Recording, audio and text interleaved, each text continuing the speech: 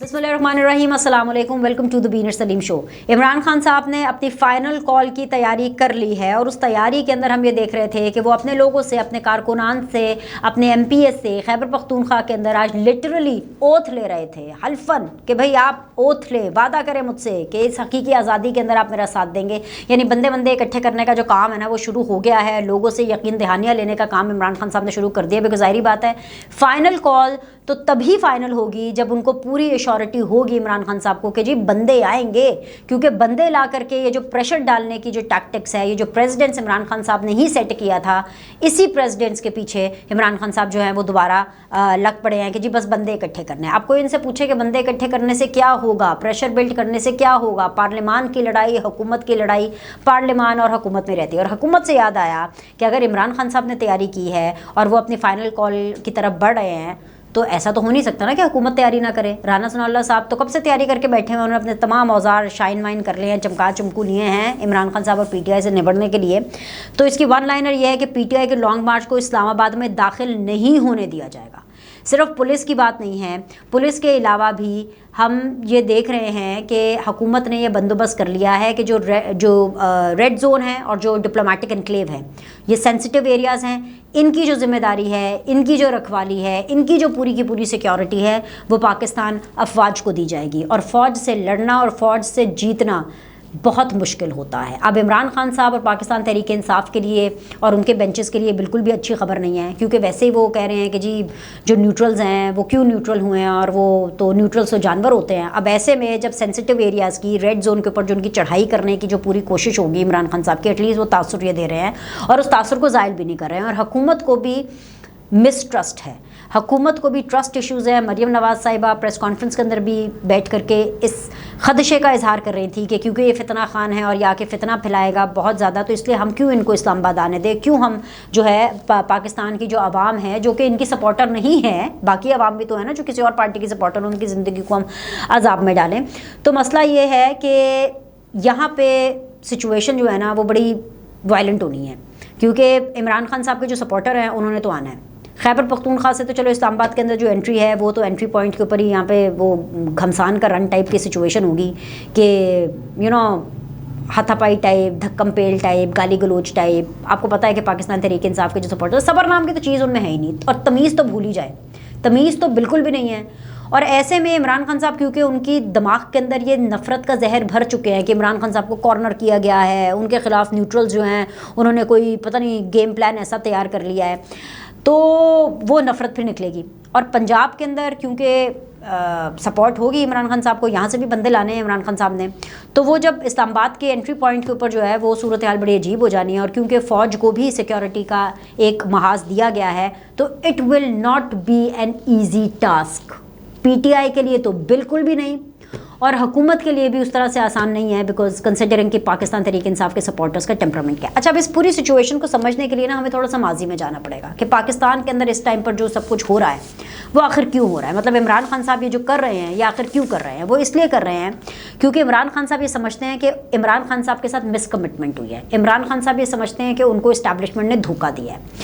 अब आइन और कानून पामाल करके जो पॉलिटिकल इंजीनियरिंग की पाकिस्तान में एक आग लगाई गई थी, जिसकी हालिया मिसाल 2018 के इंतखाबात हैं, क्योंकि इमरान खान साहब 2018 के अंदर तो फुल टाइम हीरो थे और उनको कोई रोकने टोकने वाला नहीं था, कोई लेवल प्लेइंग फील्ड नहीं थी 2018 के इंतखाबात से पहले, क्योंकि नवाज शरीफ साहब तो ऑब्वियसली डिस्क्वालीफाई थे। नून लीग जो है वो उस तरह से खुल के कैंपेनिंग नहीं कर पाई, पीपल्स पार्टी भी उस तरह से खुल के कैंपेनिंग नहीं कर पाई। पाकिस्तान पीपल्स पार्टी नून लीग उसकी शिकायतें भी करती रही, रोना धोना भी करती रही, दुहाइयाँ भी करती रही, लेकिन किसी ने उनकी नहीं सुनी। लेकिन फिर भी 2018 के इंतखाबात के अंदर वो एंटर हुए। इमरान खान साहब 2018 से पहले इतने पॉपुलर नहीं थे जितने वो आज पॉपुलर हैं, क्योंकि आज इसलिए ज़्यादा पॉपुलर है, आज उनके पास इस्टेब्लिशमेंट की सपोर्ट तो नहीं है, लेकिन उसके बावजूद वो अपना पॉलिटिकल एज जगह जगह जलसे करके, जगह जगह अपना बयानियाँ दे करके इंजॉय कर रहे हैं। और आज भी बाकी जो पॉलिटिकल पार्टीज़ हैं, क्योंकि वो हुकूमत में हैं तो उनके पास ये एज नहीं है, वो इस एज को नहीं इस्तेमाल कर रहे, क्योंकि उनकी जो बेसिकली जो मेन प्रॉब्लम है बाकी पॉलिटिकल पार्टीज़ की, वो परफॉर्म करना है, क्योंकि उस वक्त मुत्तहिदा हुकूमत के अंदर है। तो इमरान खान साहब को जो ये लगता है कि उनके साथ गलत बयानी हुई, उनके साथ धोखा हो गया और ये इस्टेब्लिशमेंट नहीं किया, क्योंकि हुआ ये कि जब प्रोजेक्ट इमरान खान को लॉन्च किया गया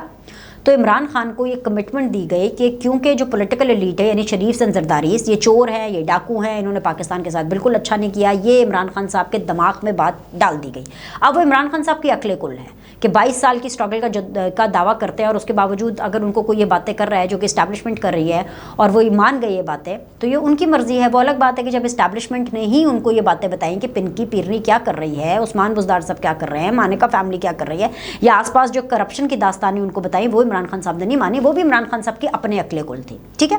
اب جب عمران خان صاحب یہ بات مان گئے کہ جی پولیٹیکل ایلیٹ کا صفایا اسٹیبلشمنٹ کر دے گی ان کی ریپوٹیشن گندی کر کے، اور عمران خان صاحب کو 10 سال راج کرنے کا موقع ملے گا پاکستان کے اوپر، عمران خان صاحب نے ڈھٹ کر کے مان لی اس چیز کو۔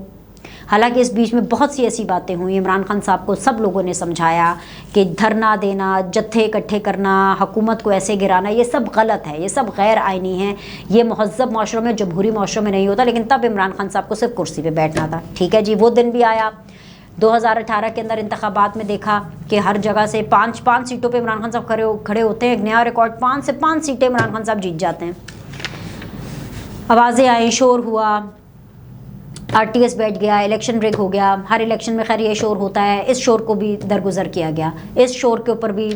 کان بند کیے گئے، عمران خان صاحب حکومت میں آ گئے، پروجیکٹ عمران خان صاحب نہ صرف لانچ ہوا بلکہ پروجیکٹ عمران خان صاحب کو وزارت عظمیٰ پر بٹھا دیا گیا۔ 1 سال گزرا،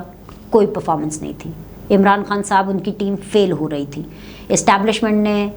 اس لیے ان سے سپورٹ نہیں کھینچی، سپورٹ دی اپنی کہ پہلا سال ہے سیکھ جائیں گے۔ دوسرے سال میں کووڈ آ گیا، اسٹیبلشمنٹ نے پھر لحاظ کیا کہ اب سیکھ جائیں گے، ویسے بھی کووڈ آ گیا ہے، پوری دنیا میں مشکل چل رہی ہے، ہم کیا کریں۔ لیکن ایسے میں اسٹیبلشمنٹ کے اوپر، فوج کے اوپر کام کرنے کا دباؤ بڑھتا گیا، پرفارم کرنے کا دباؤ بڑھتا گیا۔ ہر ملک کا دورہ آرمی چیف صاحب کر رہے تھے، ہر ملک کا جو مالک ہے وہ آرمی چیف سے ملنا چاہتا تھا، عمران خان صاحب سے نہیں ملنے چاہتے تھے، کیونکہ عمران خان صاحب کی پرفارمنس ہی ایسی تھی۔ خیر باقی ملکوں کی ہم کیا بات کریں، پارلیمنٹ کے اندر ایک دفتر ایک کرنل صاحب کو دے دیا گیا تھا، اسٹیبلشمنٹ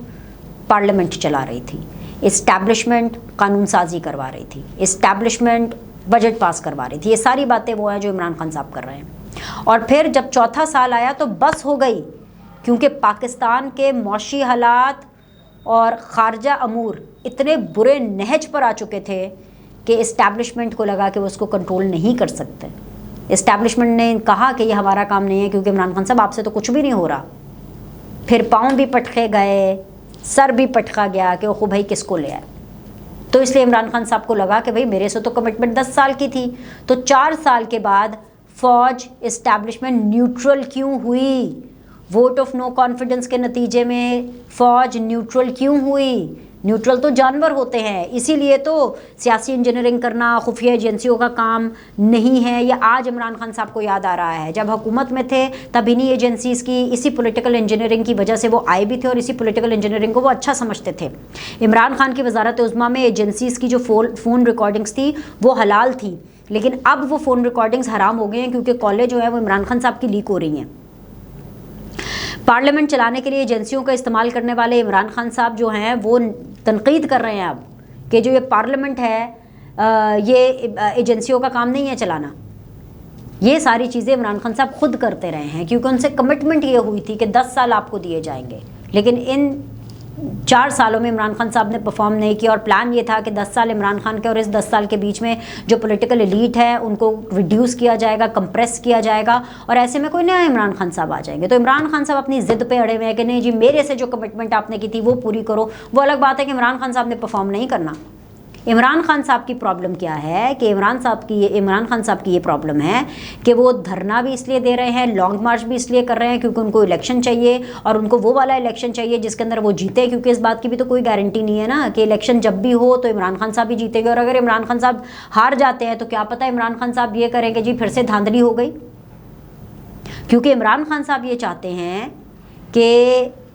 تمام تر اسٹیبلشمنٹ، تمام تر ادارے، تمام تر ایجنسیز ان کے لیے کام کریں، عمران خان صاحب کے لیے کام کریں، بلکہ ان کے حصے کا کام کریں. ان کو نہ صرف حکومت میں لے کر کے آئیں، ان کو جو ہے الیکشن میں بھی مدد کریں، ان کو وزارت عظمیٰ کی کرسی پر بھی بٹھائیں، اس کے بعد حکومت میں آ کر کے پارلیمنٹ بھی چلائیں، تمام بجٹس بھی پاس کرائیں، تمام تر جو معاملات ہیں، امور ہے جو پارلیمنٹ کے، وہ بھی وہ چلائیں. اور اس کے علاوہ حکومت میں عمران خان صاحب جب ہوں تو ان کی جو پولیٹیکل اپوزیشن ہے ان سے بدلہ بھی اسٹیبلشمنٹ اور فوج لے. اور فوج کیا کہہ رہی ہے، اسٹیبلشمنٹ کیا کہہ رہی ہے کہ بھئی ہم نیوٹرل ہیں، ہم نے اب سیاست میں نہیں آنا،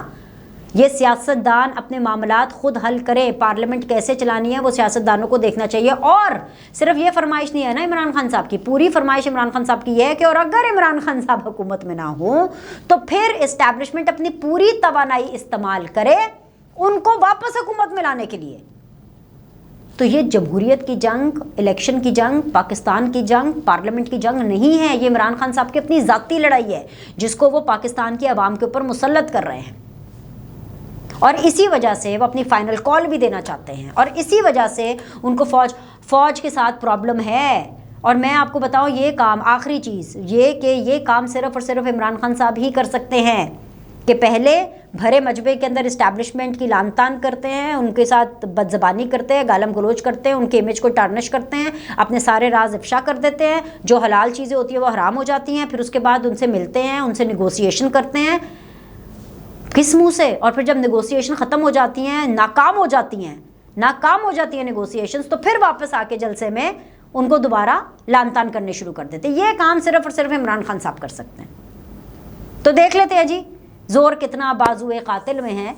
جو لاسٹ کال ہے، جو فائنل کال ہے، وہ بھی دیکھ لیں گے. آپ دیکھیں گے کہ منڈے کو عنقریب اس حوالے سے جو ہے مزید پیش رفت ہونا شروع ہو جائے گی، اور پھر دیکھیں گے کہ کون جیتتا ہے، عمران خان صاحب جیتتے ہیں یا ان کو لانے والے جیتتے ہیں، عمران خان صاحب جیتتے ہیں، ان کے سپورٹرز جیتتے ہیں، یا یہ سسٹم جیتتا ہے. اس ولاگ میں اتنا ہی. اگلے ولاگ میں آپ سے ملاقات کریں گے. لائک کریں، سبسکرائب کریں. سی یو سون.